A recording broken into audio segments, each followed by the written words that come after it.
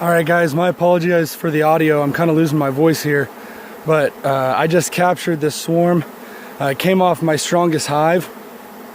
I used this bucket here. They were up in a tree about 10 to 12 feet off the ground, and I actually cut a little piece of the branch off.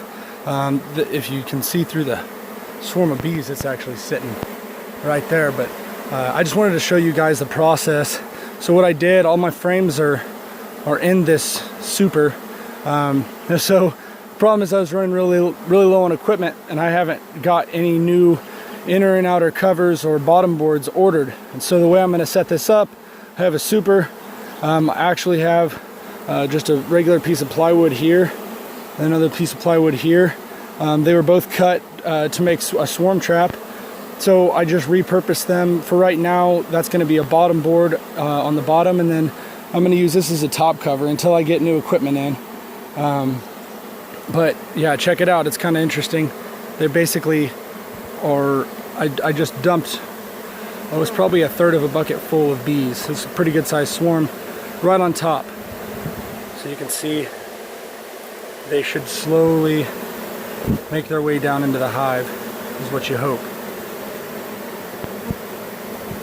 I don't know how many bees this is. I don't know any good way of estimating that. But like I said, it's a decent sized swarm. And what I'm going to do, you can see I have an entrance, a front entrance hole drilled in this super already. But since it's pretty warm out, I think what I'm going to do is I'm actually just going to use these shims here and crack that top lid open to help with venting off heat, keeping them cool. And I mean, it basically gives them a really long, wide front entrance. So yeah, it's pretty interesting. Right now they're all a little confused. Oh, there's the queen. Did you see her, guys? I just saw the queen. So I know the queen's in the hive. That's really exciting. That's really rare that you actually spot the queen during a swarm removal or a swarm collection. So I guess we could do real quick here. I could show you while they're moving in, I could show you the difference between the different bees in the hive, the different kinds of bees in the hive. I don't know if you saw the queen. She was the long one there. I'm not sure if I got her or not. But she's already inside the hive, so we're not going to be able to see her again. Okay, see these smaller bees here are workers, but see right in the middle of the frame now, that big fat thing, that's a drone. Drones are the only bees in the hive that are males. And if you look, here's another drone, that big guy right there in the middle. They're the only males. Their sole purpose is reproduction. They don't do gathering of honey for the hive or really much, except eat a lot. And they'll get kicked out of the hive in the fall and allowed to freeze or starve to death because they're such a resource pull on the hive. But anyway, hope you guys are having a good day. Forgot to mention here, this is really inconvenient timing because my son's just turned 6 years old, and we're having their birthday party today. So as I'm doing this, and there are bees everywhere in the air, people are showing up for the birthday party.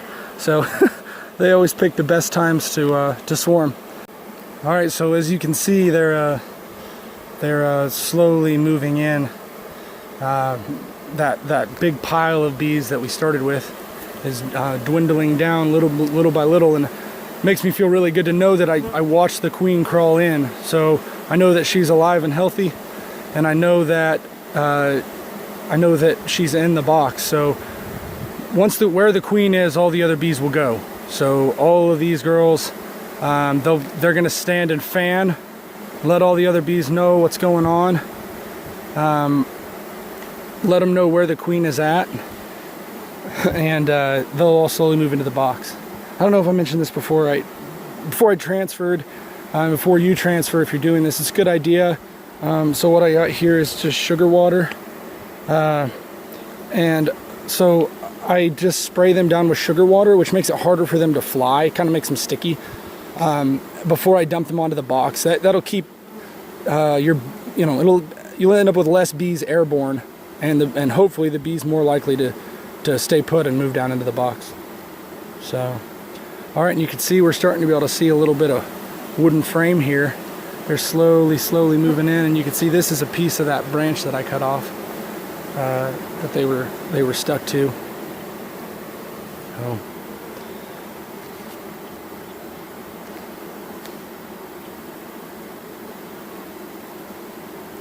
Pretty interesting.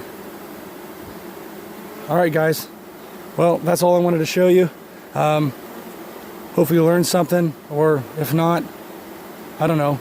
Hopefully it was enjoyable to watch. If you've got questions about beekeeping, don't be afraid to hit me up. I'm far from knowing everything, but I've done a good share of reading, and I'm in my second year now. And this right here is my 4th hive that I'm managing here on my property. On the farm this year, we also planted 250 fruit trees, and shrubs, all Kansas native varieties. That'll help support these guys along and give us returns for wildlife and hopefully harvestable fruit for people in the future as well. But yeah, check us out at newbuzzfarm.com.